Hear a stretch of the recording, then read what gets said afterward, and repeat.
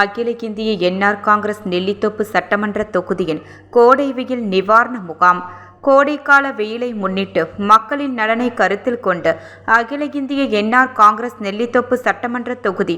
மகளிரணி சார்பில் இன்று காலை 11:30 மணியளவில் பெரியார் நகர் பள்ளிவாசல் தெருவில் மக்கள் முதல்வர் அவர்களின் ஆசையுடன் மாநில பொதுச் செயலாளர் திரு NSG ஜெயபால் எக்ஸ்-MLA அவர்கள் வழிகாட்டுதலின்படி மாநில மகளிரணி தலைவி திருமதி ரேவதி பர்குணம் அவர்களின் ஒப்புதலோடு முன்னாள் சேர்மன் மற்றும் தொகுதி பொறுப்பாளர் திரு சிவகாந்தன் அவர்கள் தலைமையில் தொகுதி தலைவர் திரு பாஸ்கர் முன்னிலையில் முன்னாள் அமைச்சர் திருமதி சந்திர பிரியங்கா MLA மகளிர் ஆணையம் தலைவி மற்றும் பொது செயலாளர் திருமதி நாகஜோதி, முன்னாள் சேர்மன் மற்றும் மகளிர் மாநில பொருளாளர் திருமதி சுந்தரி, முன்னாள் கவுன்சிலர் மற்றும் மகளிர் மாநில செயலாளர் திருமதி அனந்தலட்சுமி, மகளிர் மாநில செயலாளர் திருமதி ஜமீலாபி, செயற்குழு உறுப்பினர் திருமதி சுசீலா ஆகியோர் சிறப்பு விருந்தினராக கலந்து கொண்டு பொதுமக்களுக்கு நீர்மோர், தர்பூசணி, முந்திரிப்பழம் மற்றும் வெள்ளரிக்காய் வழங்கி சிறப்பித்தனர். விழா ஏற்பாடுகளை நெல்லித்தோப்பு சட்டமன்ற தொகுதி மகளிரணி தலைவி திருமதி வள்ளி மற்றும்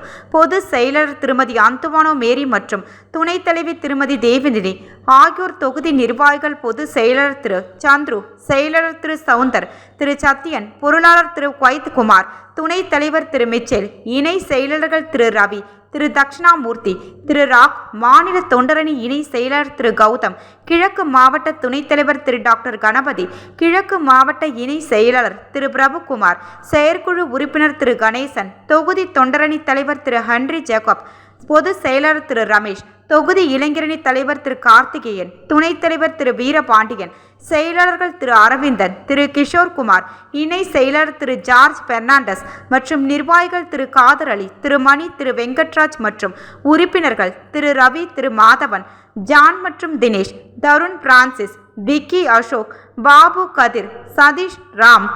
தீபன் கோபி ஆகியோர் நெல்லித்தோப்பு மகளிர் அணியுடன் இணைந்து மிக சிறப்பான ஏற்பாடுகளை செய்தனர்.